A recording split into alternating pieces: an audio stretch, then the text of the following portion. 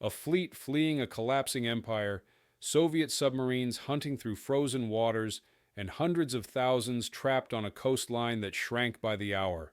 Operation Hannibal was not just an evacuation, but a race against extinction. What happened in those final weeks on the Baltic Sea reveals a side of World War II that few have ever seen, and even fewer have survived to tell. In January 1945, the German eastern provinces were collapsing under the advance of the Red Army's East Prussian, Samland, and Pomeranian offensives.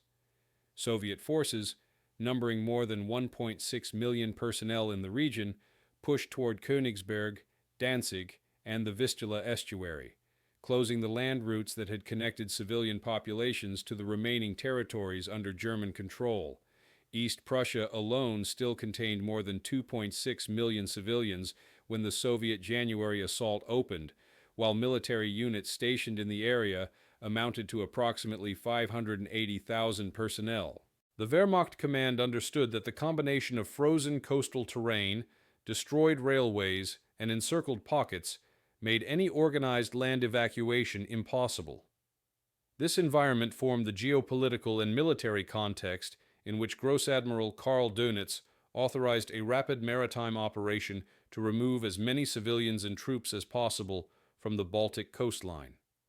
The German Naval Command faced the problem of limited control of the Baltic Sea, while the Soviet Baltic Fleet expanded its submarine and air presence.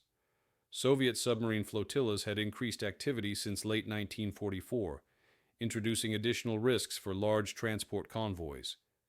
Intelligence gathered through signal interception and coastal observation showed that Soviet forces were advancing toward key ports such as Gotenhafen, Gdynia, Pillau, and Danzig at a rate of several kilometers per day. The encirclement of East Prussia, which completed on 26 January 1945, placed nearly all escape infrastructure under threat. Reports from German civil authorities estimated that between 800,000 and 1.2 million civilians were still located in regions that would imminently be overrun by the front line. Local administrations warned Berlin that without immediate use of maritime corridors, the trapped population would be exposed to direct combat or occupation. German national interests at the time were shaped by two converging objectives: to preserve military manpower for the defense of the Reich's remaining territories, and to remove civilians from zones expected to fall within days. The High Command of the Navy, OKM, believed that an evacuation across the Baltic was feasible because approximately 1,000 serviceable vessels remained in the region, including passenger liners, freighters, auxiliary ships, and naval escorts. However, the available tonnage was insufficient for a single movement of the total population, requiring continuous rotation between the besieged ports and safer destinations such as Kiel, Lübeck, and Copenhagen.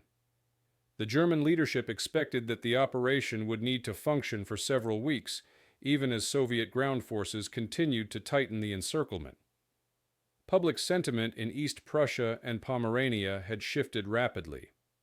After the collapse of the front near the Nauru and Vistula in mid-January, thousands of civilians moved toward the coast, creating columns that extended for dozens of kilometers. Local police reports describe streams of refugees numbering more than 70,000 people in a single day approaching Pillau and Gotenhafen, overwhelming the capacity of roads and rail stations. Weather conditions added further obstacles. Temperatures often fell below 10 degrees Celsius, while the Vistula Lagoon and the outer coastal waters were partially frozen. Internal documents from the Naval District emphasized that the operation's opening phase required strict control of port access to prevent chaos. Yet eyewitness reports indicate that thousands attempted to board ships without registration, revealing a gap between planning and reality. By late January, the strategic situation had forced the German command to abandon any expectations of maintaining East Prussia. Operational forecasts predicted that Königsberg's garrison, numbering approximately 120,000 personnel, would soon be cut off from Pillau, the final major harbor still connected to the mainland by a narrow isthmus. Soviet artillery already targeted transport routes leading to the port, while reconnaissance units approached the Samland Peninsula. The advancing fronts threatened not only the civilian population, but also the remaining naval assets that were essential for the coming evacuation. Loss of these ports would undermine the entire plan and leave hundreds of thousands trapped. As the convoys moved westward, they encountered ice fields up to several kilometers long, slowing progress and creating mechanical strain on ships not designed for frozen waters. Minesweepers attempted to carve temporary corridors, but drifting ice frequently closed them, adding hours to each passage. The German command structure coordinated these movements from the Naval Group Command North, which relayed real-time adjustments as Soviet artillery intensified bombardments of coastal areas. Reports sent from Pillau on 25 of January recorded that shells were landing within 400 meters of the main pier, interrupting the loading sequence and forcing several ships to shift positions. Shore batteries attempted to suppress Soviet fire, but frontline units reported that the Red Army had positioned heavy guns along the Vistula Lagoon, capable of targeting both land routes and shipping lanes. This created a dynamic environment in which decisions needed to be made within minutes. Air raids had damaged cranes, warehouses, and rail yards, requiring soldiers and civilians to load cargo and injured personnel manually. Medical stations were overwhelmed. Hospital ships, like the Berlin and Pretoria, frequently embarked more wounded soldiers than their designated capacity allowed, reflecting the pressure to remove patients from encircled areas before Soviet units reached them. One of the defining features of the opening phase was the increasing unpredictability of the evacuation routes. Soviet submarines had begun to operate more aggressively in the central Baltic, leading the Kriegsmarine to redirect convoys closer to the Pomeranian coastline. Mines remained a consistent threat. Between 24 and 30 January, minesweeping units reported clearing more than 70 naval mines in areas previously marked safe. The volume of drifting ice complicated detection, forcing minesweepers to use reduced speeds and exposing them to artillery fire near the coast. Civilians waiting to board ships confronted conditions that deteriorated daily.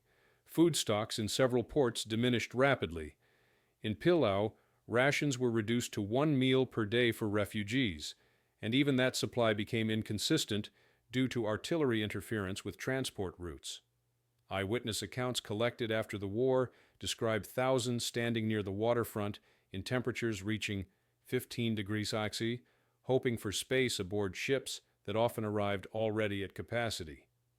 In Gotenhafen, naval authorities attempted to organize boarding by prioritizing families with young children, wounded soldiers, and government officials. Yet the pressure of the crowd frequently broke these protocols. Despite the strain, the evacuation achieved significant movement within its first week. By 31st January, German records show that more than 250,000 civilians and military personnel had been transported westward. However, this success came at a moment when Soviet advances accelerated. The fall of Elbing on 26th January and the tightening encirclement of Königsberg reduced the operational depth available to the evacuation forces. The frozen Vistula Lagoon temporarily allowed some civilian columns to move toward Pillau, but Soviet artillery positions increasingly controlled the area. As the first week closed, the nature of the evacuation shifted from an organized maritime operation to a race against collapsing front lines. The opening phase revealed the scale of the task and the growing danger surrounding every port still functioning. The decisions made during these days determined the structure and limitations of the evacuations that followed, leaving the German command aware that the coming weeks would be marked by intensified pressure, higher risks at sea, and continuously shrinking access to the Baltic coastline.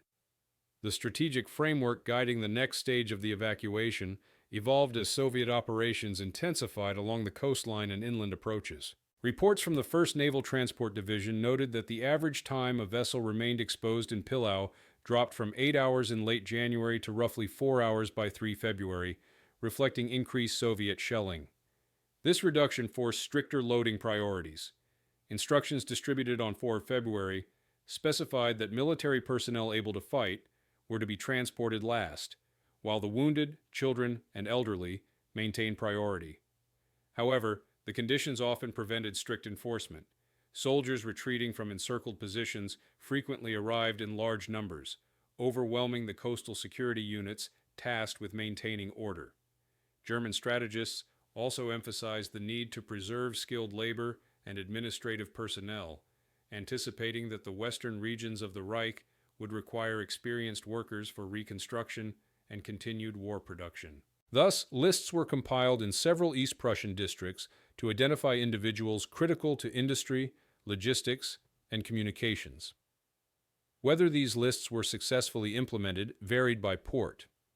In many cases, the arrival of civilians exceeded the capacity of registrars, and the principle of priority collapsed under the pressure of thousands seeking escape. Soviet planning during this period focused on seizing the ports systematically. The Red Army aimed to divide the German coastal defense lines into isolated pockets, thereby reducing the number of functioning embarkation points.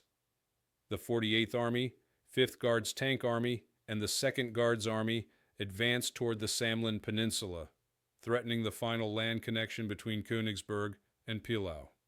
Soviet artillery batteries concentrated fire on the main causeways, and reconnaissance units reported the movement of German columns attempting to reach the port. Intelligence from the Soviet side indicated awareness that large-scale evacuations were underway, but their main operational goal remained territorial conquest rather than interdiction at sea. German defensive doctrine adapted accordingly. The Wehrmacht deployed elements of the 4th Army and the 8th Corps to hold open corridors to Pillau for as long as possible. These formations were already weakened by weeks of continuous combat, with many divisions reduced to a fraction of their initial strength. Still, they attempted delaying actions to buy time for ships to complete their cycles. Rearguard positions were established at key road junctions, yet the constant Soviet pressure forced frequent withdrawals. The narrowness of the Samland Isthmus, at points less than 2 kilometers wide, made these retreats particularly dangerous, as any breakthrough threatened to sever the direct land link to the port. Meanwhile, German naval logistics faced fuel shortages that limited operational tempo. The Kriegsmarine redistributed remaining fuel stores from auxiliary vessels to priority ships such as large transports and escort craft. Minesweeping units continued to play a crucial role. Between 1 and 10 February, these units recorded clearing over 120 mines in the approaches to Gotenhofen and Danzig. Nonetheless, the density of mines increased as drifting ice dislodged previously charted fields. A single miscalculation could immobilize a convoy, and commanders reported multiple incidents where frozen spray on decks hindered crews from operating defensive weapons and navigation equipment. One major miscalculation during this stage involved the expected speed of Soviet advances. German intelligence assessments delivered to Donitz on 5th of February predicted that Pillau would remain operational for at least 2 more weeks. However, within 3 days, Soviet forces penetrated several defensive belts around Königsberg, accelerating the collapse of surrounding positions. This forced a rapid modification of evacuation schedules and diverted vessels from Gotenhofen to Pillau to relieve pressure on the isthmus. The increased traffic risked congestion in narrow waterways, prompting naval staff to expand night operations despite the danger of submarine attacks. Propaganda efforts during this period attempted to maintain civilian morale. German broadcasts emphasized the efficiency of the evacuation and the supposed determination of defensive units to hold remaining territory. However, the contrast between official messaging and the reality in the ports grew sharper. Many civilians waiting in Pillau or Gotenhofen encountered shortages of shelter, medical care, and food. Ration distributions diminished further as supply lines collapsed. Disease outbreaks, particularly influenza and dysentery, spread among densely packed crowds. Despite these difficulties, the evacuation numbers increased. By 10th of February, internal naval records estimated that more than 450,000 civilians and military personnel had been transported west since the operation began. Yet the growing Soviet pressure on all fronts made clear that the maritime window was narrowing. Each day required recalculated priorities, new convoy routes, and constant reassessment of risk. The planning stage, which had begun as a structured framework for organized withdrawal, now shifted into an adaptive process, responding to the increasingly unstable situation around every remaining port that still functioned. The first large-scale clashes, affecting the evacuation, unfolded as Soviet ground forces reached the final defensive rings around key Baltic ports. By mid-February 1945, the battle for Samland and the approaches to Pillau had intensified into continuous urban and coastal fighting. German positions, held by fragments of divisions that had been retreating since January, were forced into a shrinking perimeter. Daily reports from the Fortress Command recorded infantry strengths reduced to as few as 300 to 500 combat-ready soldiers per regiment, yet these units continued to delay the Soviet advance to protect the flow of refugees toward the waterfront. Each hour gained on land translated directly into additional time for ships to complete loading cycles, making every confrontation strategically significant. The earliest major engagements occurred on the eastern side of the Samland Peninsula, where the 11th Guards Army attempted to break through toward Königsberg and isolate Pillau. German forces constructed temporary fortifications in villages such as Metgethen and Gross Heidekrug, aiming to slow tank columns long enough to allow civilians to cross the last open routes. Fighting in these areas lasted several days, with heavy artillery bombardments that destroyed roads and rendered evacuation corridors nearly impassable. Despite these conditions, thousands of civilians moved through the combat zone, often walking beside destroyed vehicles. Field reports from German staff estimated that between 30,000 and 40,000 refugees passed through the Metgethen sector during the first week of February alone. On the maritime side, the confrontation shifted to the danger posed by Soviet submarines and aircraft. The Baltic fleet, though reduced compared to its pre-war strength, intensified operations aimed at disrupting the evacuation routes. Submarine brigades operating near Stolpa Bank and the Pomeranian coast attempted to intercept convoys composed of transports, hospital ships, and auxiliary vessels. Several early contacts involved torpedo attacks that forced German ships to maneuver unpredictably or return to port for repairs. Minesweepers accompanying the convoys frequently reported torpedo trails, indicating that Soviet submarines were active even in areas previously considered safe. German ships answered with depth charge patterns, but ice and low visibility often made accurate counteraction difficult. One of the early turning points in the confrontation phase occurred with the sinking of the liner General von Steuben on 10th of February.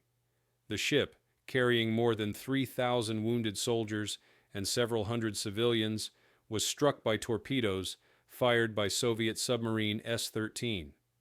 The attack happened during nighttime passage, with limited escort protection due to redeployment of naval assets toward Gotenhafen. The loss demonstrated the vulnerability of large transports and forced the Kriegsmarine to reconsider escort allocation, redistributing fast torpedo boats and minesweepers to high-traffic routes. At the same time, it intensified efforts to use smaller, less conspicuous ships for certain segments of the evacuation. Wider clashes were unfolding simultaneously in Pomerania. Soviet forces of the Second Belarusian Front advanced toward the Baltic coast, threatening Gotenhafen and Danzig. The capture of key towns such as Neustadt and Putzig would eventually cut off the Hel Peninsula, but in February, the fighting was still concentrated inland. German formations attempted to conduct limited counterattacks to stabilize the front and preserve time for additional departures. These counterattacks, often involving battalions reduced to 30 to 50% of their original manpower, rarely achieved more than temporary delays. Nevertheless, the resistance slowed the Soviet advance enough for several large convoys to depart Gotenhafen between 12 and 16 February, each transporting between 10,000 and 15,000 people. Civilian conditions deteriorated as the fighting intensified. Soviet artillery increasingly targeted coastal settlements, and the influx of refugees exceeded any remaining shelter capacity. Pillau's population, originally around 25,000, expanded to more than 150,000 during this period.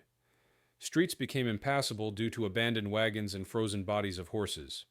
Water supplies were damaged, leaving many dependent on emergency wells dug in courtyards or near destroyed buildings. Medical stations operated beyond capacity, with some treating more than 1,000 patients per day. Many refugees waited at the waterfront for 2 or 3 days without adequate food or protection from the cold. Clashes also erupted inside the ports themselves. As Soviet forces approached Gottenhafen, aircraft conducted repeated raids on docks, targeting moored ships. Damage reports from 15th February indicate that more than a dozen vessels sustained hits or near misses, delaying their departure. The pier structures, many already weakened by previous bombardments, collapsed in several sections, forcing passengers to board via improvised gangways or small boats. Naval officers attempted to maintain order, but bombardments often caused panic, particularly among families with children. At the same time, German morale varied widely. Some soldiers viewed the evacuation as a chance to remove wounded comrades and protect fleeing civilians. Others, aware of the collapsing front and experiencing severe shortages of ammunition and fuel, expressed skepticism about the long-term prospects of holding any Baltic position. Yet the operational reality left little choice. The continued defense of coastal strongpoints remained essential to preventing the immediate collapse of the evacuation. An unexpected outcome of these first large engagements was the increasing number of ships arriving in western ports with severe overloading. Vessels designed for 1,000 passengers often arrived with more than double that number. This created delays in unloading and refueling, disrupting the carefully maintained rotation schedules. Naval staff in Kiel and Lübeck documented cases where ships required more than 12 hours of processing before they could return east, reducing convoy frequency and placing additional pressure on those still waiting in the encircled ports. By the end of this phase, the confrontation had entered a pattern of continuous, overlapping crises. Soviet forces advanced closer to the ports. German defenders struggled to hold open corridors for even a few hours longer, and the Kriegsmarine faced escalating threats at sea. The early clashes established the conditions under which the remainder of Operation Hannibal would unfold. A contest between shrinking time, narrowing escape routes, and an unrelenting advance on both land and water, affecting every ship, soldier, and civilian involved in the evacuation. As February progressed into its second half, the situation around the Baltic ports entered a period of continuous escalation marked by intensifying ground battles, increased Soviet naval activity, and growing internal strain within the evacuation system. German defensive lines in Samland, Pomerania, and around Königsberg began to fragment under sustained pressure. Reports from the Fourth Army and the Samland Group indicated that several divisions had been reduced to less than one-third of their authorized strength. Many battalions counted fewer than 150 combat-capable soldiers. Despite this depletion, these formations remained responsible for delaying Soviet advances long enough to maintain viable access to the remaining ports, especially Pillau and Gottenhafen. Their ability to hold ground directly influenced the evacuation schedule, making every kilometer of retreat strategically significant. Soviet operations expanded in both scope and tempo. Minesweeping operations became more hazardous due to the combination of drifting ice and low visibility. Minesweepers reported clearing dozens of mines each day, yet drifting fields resulted in frequent recontamination of previously safe channels. Civilian suffering escalated sharply. Food supplies in Pillau dropped to minimal rations. Daily distributions often consisted of a single piece of bread or thin soup. Water shortages increased as municipal systems failed under bombardment. Many refugees resorted to melting snow or collecting water from damaged pipes. Medical conditions deteriorated rapidly. Illnesses such as pneumonia, frostbite, and dysentery spread among the densely packed population. Evacuation authorities struggled to register civilians efficiently. Documents from the Commandant's office indicate that up to 20,000 people were waiting for embarkation at any time, far exceeding the daily capacity of available vessels. German naval forces attempted to adapt to the escalating crisis by increasing the frequency of night departures. Night movements allowed convoys to avoid direct air attacks, but raised the risk of collisions, grounding in shallow waters, and submarine encounters. Ice conditions remained severe, with floes up to 30 centimeters thick forming near the coast. Ships not designed for ice navigation experienced hull damage, forcing repeated repairs and reducing the number of operational vessels. Escort units also suffered losses as they attempted to defend the overloaded convoys. Several torpedo boats and minesweepers reported mechanical failures caused by ice accumulation on decks and superstructures. Despite the worsening conditions, German authorities attempted limited countermeasures on land. Small-scale counterattacks were launched to disrupt Soviet artillery lines or regain temporary control of evacuation routes. German police units recorded numerous cases of civilians freezing to death during these attempts, especially families traveling with children or elderly relatives. Inside the ports, morale was increasingly fragile. Some civilians expressed hope that evacuation ships would return quickly, while others feared that the next bombardment would destroy the docks before their turn arrived.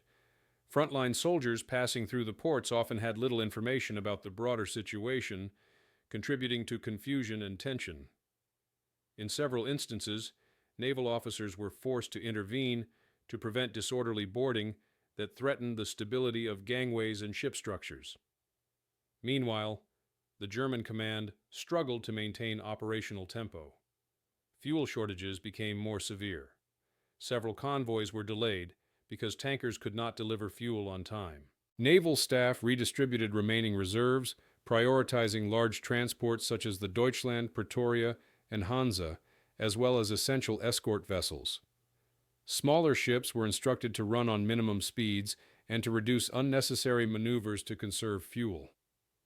By the end of February, the escalation phase reached a point where every component of Operation Hannibal, land defense, port operations, naval logistics, and civilian management, was stretched to its limits. The gains achieved in January and early February, when hundreds of thousands had already been evacuated, were now threatened by the accelerating collapse of the front and the near-constant pressure from Soviet forces. The operation had entered a stage defined by crisis management rather than structured planning, setting the stage for even more intense confrontations during the peak of the campaign. The peak of the evacuation effort emerged in early March 1945, when the combination of collapsing German front lines, intensified Soviet offensives, and overcrowded ports produced the highest concentration of maritime traffic recorded during the entire operation. Pillau remained the central embarkation point after the loss of most overland routes to Königsberg, while Gotenhafen and Danzig continued operating under daily air raids and advancing ground forces. German Naval Command estimated that during the first 10 days of March alone, more than 200,000 civilians and soldiers were evacuated, representing one of the densest periods of maritime movement in the Baltic during the war. Yet this surge occurred under conditions increasingly defined by losses, deteriorating infrastructure, and operational chaos. The largest operations of this period were shaped by naval decisions made to preserve high-capacity transport ships. Commanders sought to use liners capable of carrying between 6,000 and 10,000 people per voyage, despite the increased danger posed by Soviet submarines. Escorts were reorganized into reinforced groups to accompany these large transports, drawing resources away from smaller convoys. This concentration was intended to maximize throughput, but exposed the fleet to severe risks when Soviet submarine activity intensified. Submarine brigades operating in the Stolpe Bank area, the Pomeranian Bay, and approaches to the Hel Peninsula recorded numerous contacts with German ships. Torpedo attacks became more frequent, forcing convoys to adopt zigzag courses that slowed progress and increased fuel consumption. Fighting around Pillau reached its highest intensity during this period. Soviet forces from the 11th Guards Army and the 39th Army continued to tighten the encirclement of Königsberg, pushing German defenders into a constricting space along the Samland Peninsula.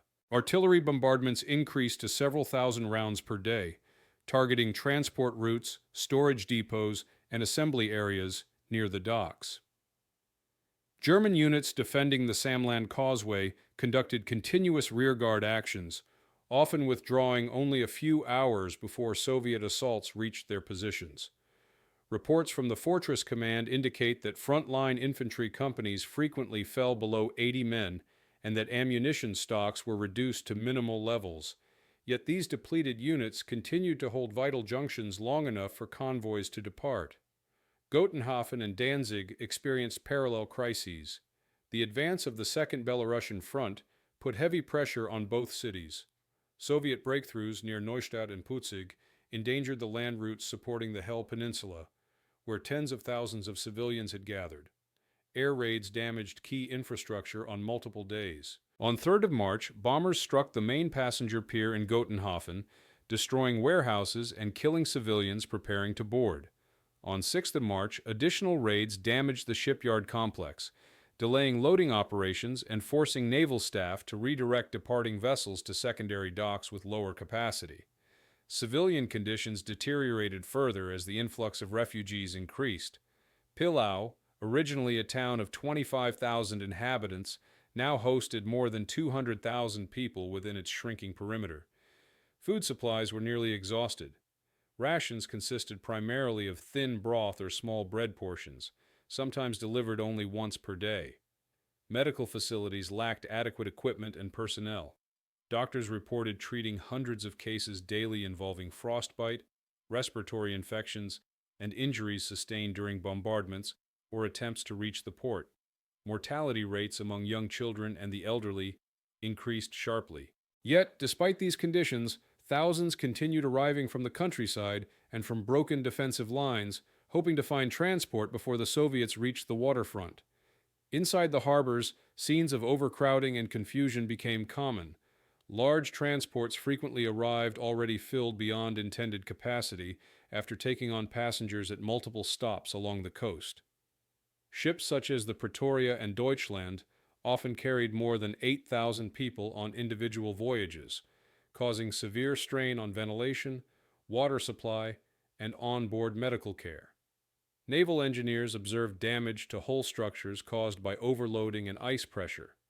In extreme cases, crews were forced to restrict movement on deck to maintain stability during maneuvers. Soviet naval aviation increased sorties targeting convoys within several dozen kilometers of the coast. Bombing attacks disrupted formations and caused delays. In one instance on 9 March, a convoy approaching the Pomeranian Bay was forced to scatter after repeated attacks by low-flying aircraft. Escorts expended large quantities of ammunition repelling these attacks, leaving them with reduced capability for subsequent defense against submarines. The intensity of Soviet air operations reflected an increasing awareness of the evacuation's scale and its potential impact on German manpower preservation. Within the ports, administrative structures struggled to maintain functionality. Civilian registration offices collapsed under the volume of arrivals. Many refugees boarded ships without documentation, complicating records later used to estimate total evacuation numbers. The port authorities attempted to prioritize evacuations of the wounded, children, and essential personnel, but crowd pressure frequently disrupted these efforts. Scenes of civilians attempting to board ships by climbing ropes or makeshift ladders became more common, prompting naval police to reinforce barriers around piers. The psychological strain of the campaign's peak was evident in both military and civilian populations. Soldiers withdrawing from Samland or Pomerania often passed through the ports with minimal rest, many suffering from exhaustion and frostbite. Civilians reported a sense of urgency bordering on panic, especially when artillery fire landed close to the docks. Several ships departed under bombardment, with shells falling into the water near their hulls. These circumstances increased loading times and heightened the risk of accidents during embarkation. By mid-March, German Naval Command recognized that the peak of the evacuation had entered a phase of diminishing returns. Losses, particularly to submarine attacks, were rising. The rapid loss of territory in East Prussia and Pomerania, combined with the approaching collapse of Danzig and Gotenhofen, compelled the Kriegsmarine to redesign the evacuation structure while retaining as much throughput as possible. With large ports progressively falling under Soviet control, the emphasis shifted towards smaller embarkation points, improvised docks, and continuous adjustments to convoy routes. This period saw a transition from organized large-scale departures to highly reactive, decentralized operations that relied on flexibility, rapid decision-making, and improvisation under fire. On land, resistance in the Samland Peninsula continued despite severe depletion of German units. The 5th Panzer Division, 69th Infantry Division, and remaining elements of the Escalating Army Corps attempted to maintain defensive lines west of Königsberg in order to keep access to Pillau open. Daily situation reports indicated that many rifle companies had been reduced to 60-80 men, with artillery batteries sometimes operating only 1 or 2 serviceable guns. Nonetheless, these formations executed a series of local counterattacks aimed at stabilizing the front long enough for additional evacuations. One such action near Fischhausen in late March forced Soviet units to halt for nearly half a day, enabling several thousand civilians to reach Pillau via the last viable road. German defensive adaptation also included the creation of layered fallback positions. These positions were intended to delay Soviet advance by hours rather than days, but this limited resistance allowed naval planners to adjust convoy timing. Retreating units often coordinated directly with port authorities, sending runners or radio messages indicating when routes would become unsafe. These detours increased travel time significantly, and many civilians arrived at the ports exhausted, suffering from exposure or unable to continue without assistance. Naval operations also transformed during this period. The Kriegsmarine expanded its use of smaller vessels that could operate from shallow or damaged docks. Fishing trawlers, river barges, harbor tugs, and even commandeered pleasure craft were pressed into service. Although their capacity was limited, their ability to operate under conditions that immobilized larger ships proved essential. Naval transport logs for late March indicate that roughly 30% of all evacuees during this period were carried on vessels with capacities below 500 passengers. To compensate for increasing Soviet submarine activity, convoy routing underwent continuous modification. Minesweepers attempted to widen safe corridors along the Pomeranian coast, but shifting ice fields and drifting mines required constant recalibration. German soldiers defending collapsing sectors were aware that their actions directly influenced the number of people who could still escape. Civilians expressed gratitude toward units that held positions long enough for them to pass, even as they witnessed the exhaustion and casualties among these troops. Despite the growing sense of inevitability surrounding the fall of East Prussia and Pomerania, morale among some frontline units briefly stabilized due to this sense of purpose. Nevertheless, signs of operational fatigue increased. Naval officers reported difficulties maintaining crew discipline after weeks without adequate rest. Several ships arrived in western ports with crews suffering from severe sleep deprivation, frostbite, or stress-related illness. Refugees displayed similar deterioration. Many arrived dehydrated or unable to stand without assistance. Children suffered disproportionately from respiratory infections and malnutrition due to prolonged exposure and limited food supplies. The fall of Danzig on 30th of March and the rapid advance toward Gotenhafen represented a decisive shift in the evacuation pattern. As Soviet forces entered urban districts and approached the harbor, German Naval Command ordered an immediate withdrawal of remaining ships. Some vessels departed under indirect fire, taking on passengers even as smoke and explosions spread across the port area. The loss of Gotenhafen forced all remaining evacuation efforts to consolidate around Pillau and the Hel Peninsula, both of which now faced increasing isolation. By the end of March, improvisation and resistance had become inseparable. The structured evacuation systems established in January no longer existed. Every day presented new variables, changing ice conditions, road closures, shifting Soviet advances, damaged docks, fuel shortages, and overburdened medical stations. Yet despite the deteriorating operational environment, the evacuation continued, driven by constant adaptation from the German military, naval crews, and civilians attempting to survive the final stages of the campaign. This period established the conditions leading to the turning point, as operational limits approached their absolute threshold, and events on both land and sea began shifting irreversibly.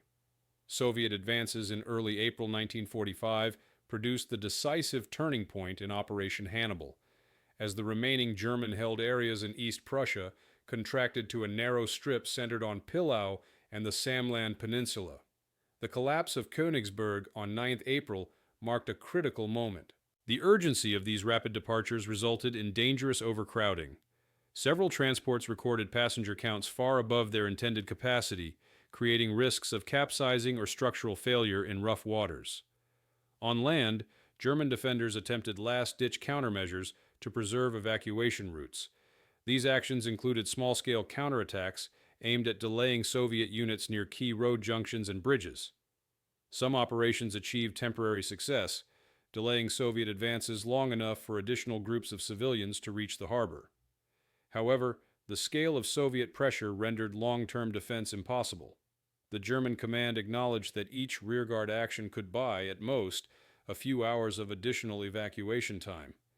Despite these efforts, Soviet units reached the outskirts of Pilau's urban area by mid-April, placing the port within direct small arms range. The Hel Peninsula represented the only secondary evacuation point still operational. Tens of thousands of refugees and soldiers had retreated along the narrow land strip, which remained under German control due to its geographic isolation and fortified positions. However, even Hel was increasingly cut off from supply routes and faced intermittent Soviet air raids. Naval planners sought to maintain a shuttle system between Hel, Pilau, and western ports, but fuel shortages and submarine activity disrupted this rotation. Several ships bound for Hel were attacked or forced to divert, reducing the number of people able to reach the peninsula in time for evacuation. The turning point's defining feature was the recognition that the operational window had narrowed to days, not weeks. The Kriegsmarine faced mounting losses, ground forces were collapsing, and Soviet artillery had begun to dominate the final evacuation zones. In the final weeks of April 1945, Operation Hannibal entered its concluding phase as the last German-controlled ports on the southeastern Baltic faced imminent collapse. Pilau, already operating under constant artillery fire, became the focal point of a shrinking evacuation corridor. The remaining German formations, elements of the 5th Panzer Division, the 58th Infantry Division, and scattered units retreating from Samland, attempted to hold a defensive perimeter that had been reduced to only a few square kilometers. Daily situation reports noted that some battalions could field fewer than 50 effective soldiers, while artillery batteries functioned with minimal ammunition. Despite these conditions, German units continued to fight delaying actions, aware that each hour of resistance allowed additional civilians and wounded to reach the port. Soviet operations intensified as the 11th Guards Army and 36th Guards Corps prepared to seize Pilau. Medical teams attempted to stabilize wounded individuals directly on the waterfront so they could be moved aboard hospital ships without delay. In many cases, boarding workflows collapsed due to crowd surges triggered by nearby explosions. Naval police units struggled to maintain order and prevent stampedes that threatened to overwhelm gangways and endanger passengers already on deck. Sea routes remained hazardous due to continued Soviet submarine activity. Submarines operating from the Baltic Fleet recorded several successful attacks during late April, forcing convoys to adopt evasive patterns that increased voyage duration. Escorts reported frequent torpedo sightings and deployed depth charges at near-constant intervals. In parallel, Soviet naval aviation conducted targeted strikes on departing convoys and on ships still in harbor. Aircraft attacked from low altitude, disrupting formation integrity and inflicting additional casualties. Despite heavy escort presence, German Naval Command acknowledged that defensive resources were stretched beyond sustainable limits. Within Pilau, civilian conditions became increasingly dire. The number of refugees in the port area exceeded 150,000 by mid-April. Many had been displaced repeatedly as Soviet forces advanced and now found themselves without shelter, food, or medical assistance. Municipal systems had collapsed entirely. Water distribution points functioned intermittently, and large numbers of civilians relied on melted snow or collected runoff. Medical stations were overwhelmed, with cases of pneumonia, frostbite, and untreated wounds increasing daily. The inability to track or register refugees meant that thousands waited without knowing whether spaces remained on departing vessels. As the situation in Pilau deteriorated, the Hel Peninsula emerged as the last viable evacuation hub. Tens of thousands of refugees and military personnel retreated along the narrow land strip, using its defensive isolation to delay Soviet penetration. The Kriegsmarine concentrated remaining fuel reserves and seaworthy vessels in the area to sustain a shuttle service to western ports. Although Hell remained under periodic air attack, its fortifications and geographic position allowed the evacuation to continue even as Pillau neared collapse. Naval records indicate that more than 60,000 people were evacuated from Hell during the last 10 days of April, highlighting its strategic importance during the operation's final phase. Meanwhile, the last days of Pillau were marked by a rapid and irreversible breakdown of defensive cohesion. Soviet forces pushed into the center of the town by 24 April, overrunning key installations and dividing the remaining German defenders into isolated pockets. Naval Command issued orders to destroy all remaining supplies, documents, and equipment that could not be evacuated. Ships continued to depart under heavy fire, often leaving behind hundreds still waiting at improvised loading points. Several vessels recorded taking on passengers even as shells impacted the water around their hulls.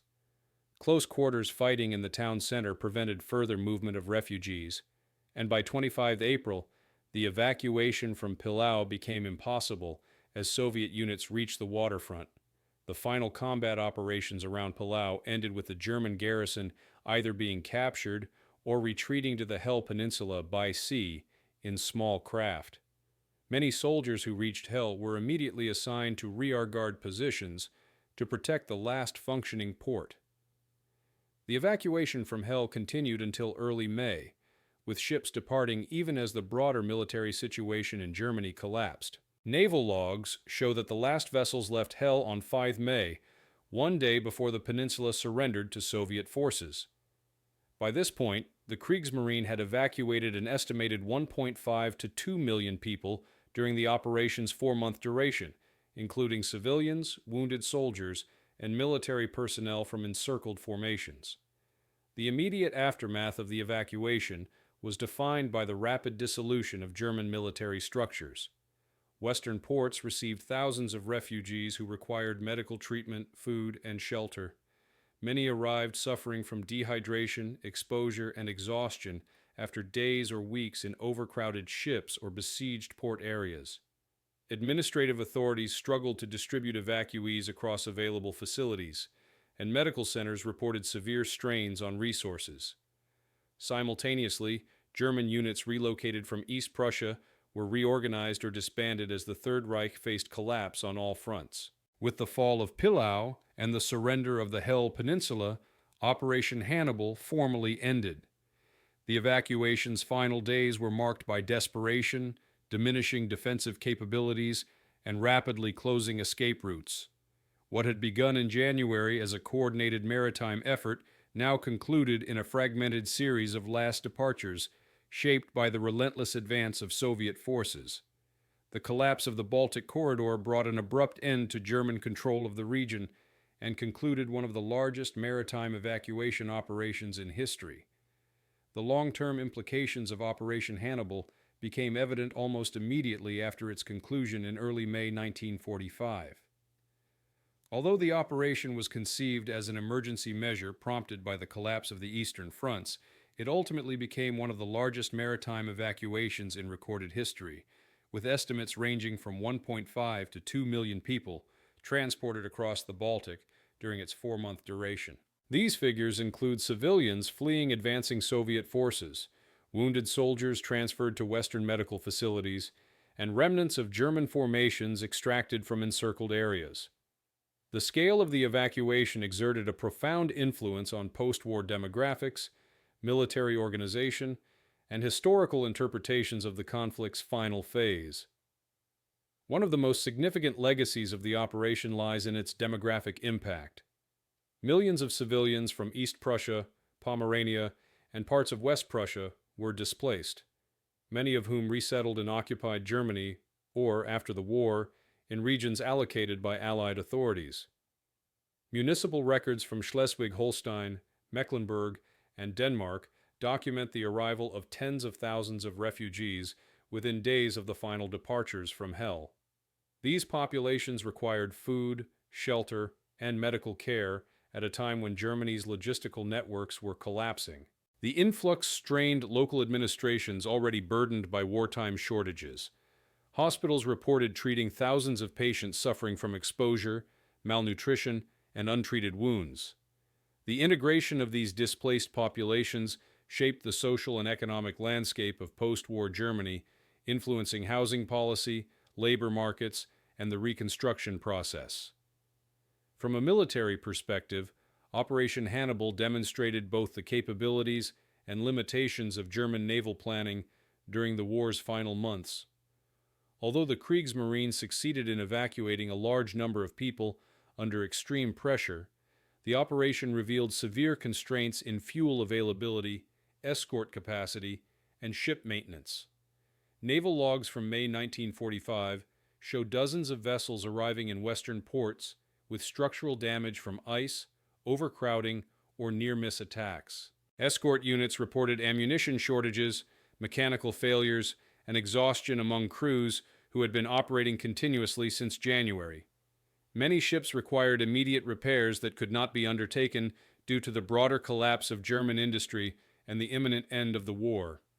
The Soviet Union's capture of East Prussia and the Baltic coastline also had lasting geopolitical consequences. Control of these regions provided the Red Army with key strategic footholds and contributed to the post-war division of Europe. The former German territories along the Baltic were incorporated into the Soviet sphere, leading to administrative reorganization, resettlement policies, and significant population transfers. Soviet military reports on the final phase of the operation documented the destruction of German defensive positions, the capture of large numbers of prisoners, and the acquisition of naval facilities that would later play roles in the Baltic Fleet's post-war deployment. The memory of Operation Hannibal evolved in different ways across the political landscapes of the post-war period. In the early years after 1945, the event was overshadowed by broader discussions of military defeat and reconstruction. Over time, however, the scale of the evacuation and its human consequences attracted significant scholarly attention. Historians analyzing wartime population movements began to compare Hannibal to other major evacuations, such as the Allied withdrawal from Dunkirk or the evacuation of Soviet civilians during Operation Barbarossa. Unlike those operations, Hannibal occurred under constant pressure from advancing Soviet forces and with limited access to secure ports or air cover. This comparison highlighted the operational complexity of sustaining maritime evacuation under conditions of near-total encirclement. The operation also contributed to wider debates on the interplay between military necessity and civilian protection. German naval planners consistently emphasized the need to evacuate wounded soldiers and civilians along with military formations. Yet the overcrowding aboard many ships, combined with the dangers posed by submarines and air attacks, demonstrated the inherent risks of maritime evacuation during high-intensity conflict. The sinkings of multiple large transports, including the Wilhelm Gustloff, General von Steuben, and Goya, resulted in heavy casualties and raised difficult questions about the vulnerability of large passenger vessels operating in contested waters. These events became central case studies in discussions of naval evacuation strategy. In Soviet and later Russian historiography, the operation is framed in the context of the Red Army's campaign to liberate East Prussia and eliminate remaining German combat capability. Soviet records emphasize the destruction of German defensive lines and the strategic value of eliminating the Kriegsmarine's presence in the Baltic. The evacuation itself is often referenced in connection with the Red Army's broader operational achievements, highlighting the logistical challenges faced by retreating German forces and the inevitability of Soviet victory in the region. In German memory, the event took on a different significance. Testimonies from survivors, naval personnel, and medical staff were collected in the decades following the war, offering detailed accounts of the hardships endured during the evacuation. These narratives describe the conditions aboard overcrowded ships, the dangers of bombardment, and the challenges faced by families fleeing their homes with limited possessions. For many survivors, Operation Hannibal symbolized both the human cost of the war and the collapse of the world they had known. These personal accounts contributed to a broader understanding of the civilian experience during the conflict's final months. The operation's legacy also influenced post-war maritime doctrine. Naval planners analyzing Hannibal identified lessons related to convoy organization, vulnerability to submarines, and the importance of maintaining redundant embarkation points. These considerations informed Cold War-era studies on logistical support and evacuation planning in contested maritime regions. Ultimately, Operation Hannibal stands as a complex historical event shaped by military necessity, strategic improvisation, and the movement of vast populations under extreme conditions. Its legacy extends beyond the immediate aftermath of the war, influencing discussions of forced migration, naval operations, and wartime decision-making. The operation occupies a distinct place in the historical narrative of the Eastern Front, illustrating the interplay between collapsing front lines, large-scale evacuation, and the enduring human consequences that followed one of the most extensive maritime withdrawal efforts in history.